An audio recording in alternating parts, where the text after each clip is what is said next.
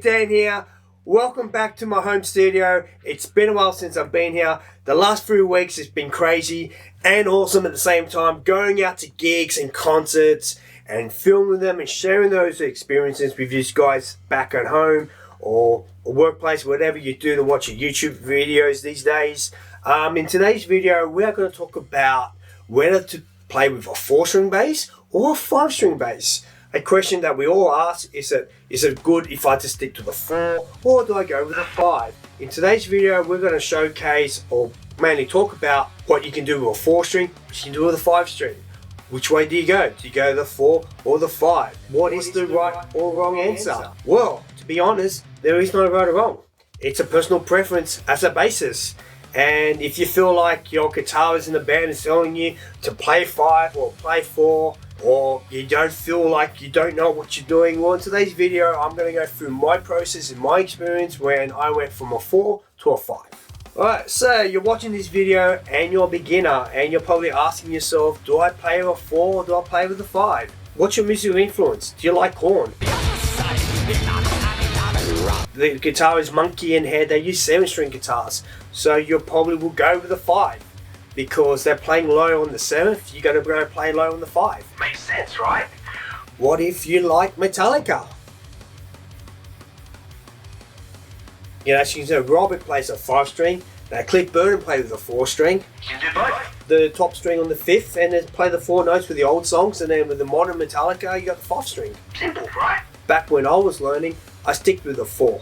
And it was very common, very easier. I found out when I went with a 5, when I was in my beginning stages, that 5th low string got in the way, and I'm just like, when I'm winning the tabs and I'm basically hitting the wrong notes, I'm like, oh, that doesn't sound right, and I just didn't feel comfortable. So with the 4, I felt fine with it. Dan, I'm in a band. My guitars are annoying the fuck out of me. They're telling me to stick with the 4, but I'm a 5-string bassist. I keep telling them I can do stuff with the 5-string. What do I do? What do I do? Dan, calm down, bro. You sound so stressed out. No wonder the guitarists are making fun of you. You're easy to pick on. Now, in all seriousness, man, it just depends on the band's material. Alright, so you're in a band, right? And the first thing you got to work out is what tuning are your band, what music are they tuning to? If they tune to a standard E, I'll go with a 5. If they on a drop D tuning, well, probably it's easier to stick with a 4. But nah, all seriousness, if I was to go into a bit more further into it, based on my experience, the first band I joined was a band in Campbelltown. You know, I was very new to playing bass and wanted to reach out and play in the band, and I reached out to a local metal band at the time, and they played with a drop C tuning. So it was easy for me at that time. I wasn't a 5-string bassist at the time, but at that time it made perfect sense to stick with the 4 because it was on a drop tuning. Just made it easier. Most of them on the notes were playing on the drop C tuning, so I didn't find the need to use that extra string. When I joined Effigy of Madness, I joined as a 4-string bassist. The music that was recorded on a 5-string SR Ibanez at the time, and all some of the notes were using 5 strings, well, the lowest string. So when I joined the band, I just used the 4 strings, and once I was comfortable with the material, I wanted to push myself, that's when I decided to go and try the 5-string. And once I transitioned from a 4 to the 5, I understand with the 5-string you can do more impact than what you can do in the 4. So it depends on, I will probably tell you, this depends on the band's music. Like if you're in a band and they're using a drop B tuning, like I will stick with a 4-string. It just makes it easier to play, and overall, you know, end of the day, we are the glue. You know, we are playing. We need to make a decision. Do we go with the drums or do we go with the guitars? And if based on that tuning on the drop B, I will probably go with a 4-string. It just makes sense to play with the guitars, lock it in, and then with the drums, we having that extra string, you're probably got to decide, when I got to use it. It's more simple just to stick with the 4. In my case with Effigy of Madness, if I was playing right now, I stick with the 5 because there's some stuff that we can do and with our music that makes perfect sense to go with the 5, because with their guitars, they're tuned into a D standard tuning. So having that, drop the B to the A on the 5th string, I can use that extra note for staccato or to have more room to play with the guitars that is not doing anything. So I get to decide if I can go with the low or I can go with the 4. Now, to give you some examples of playing riffs on the 4 and the 5 string bass, I'm going to show some Effigy of Madness riffs to help you guys see how a 4 and a 5 string can be an impactful and help you make a decision in the long run. So this riff here, this is the intro riff to New World Disorder.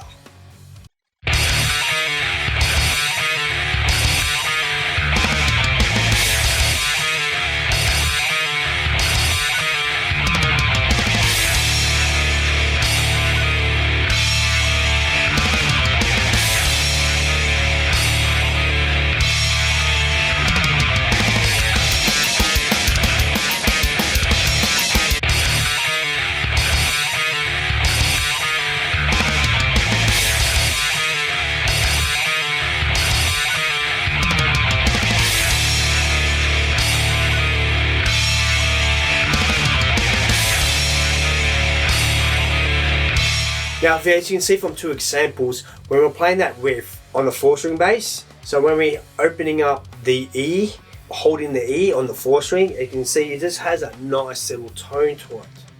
But when you hear it on the 5 string, it has that impact. Like, boom.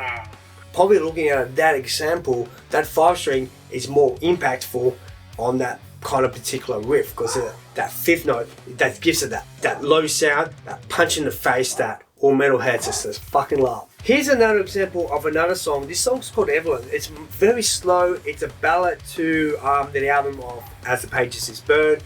We're going to go through the same process. We're going to go play the riff with a 4 string bass, and then we're going to do with a 5 string bass.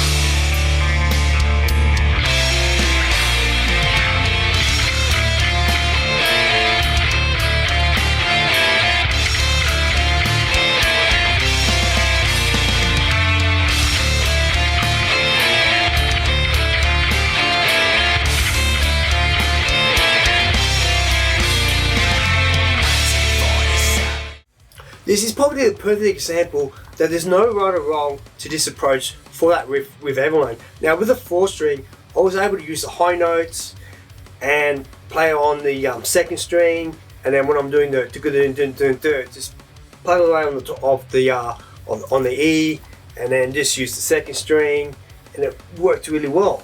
On the 5 string, because the guitars are playing that clean riff, and there's no much impacting on the guitars, I was able to explore more by playing the 5 string, because on the A note on the 5th string, I was able to use the octaves lower. So if you were to know, if you know the fifth interviews, you know what. But if you go on the octaves, where, for example, if you're playing on the 5th fret and on the 7th fret on the 3rd string, we were talking about 5 strings bass right now, you will notice that it's an octave pattern. So you've got an octave lower. So I was able to use an octave lower to go around the neck. And then when I'm doing the I was able to just plug it on the 5th fret on the A string. And for me personally, it had more of an impact than if I was on the 4th string. But then again, when I'm playing, if I was to play that song live, I've got so many variations I could play in that approach that there's so much ways to explore, and having an extra string allows me to go through and explore in a song like that. So as I said, there's no right or wrong. At the end of the day, you know, it just depends on your musical influence. If you're just starting out learning how to play the bass, you're brand new to the instrument, or if you're in a band, you know, just got to find out what music your band's in. Are they a guitar-driven band? You know, do they drop tunings? Yeah, and those kind of decisions are more impactful on your choice. You probably want to go with a 4. But if you're in a band where they've got standard tuning, or they're in a D standard tuning or C standard tuning, having that 5th string bass gives you more options and more explorations to go around the neck and make it more of an impact. So at the end of the day, it's just up to you guys what you decide to do.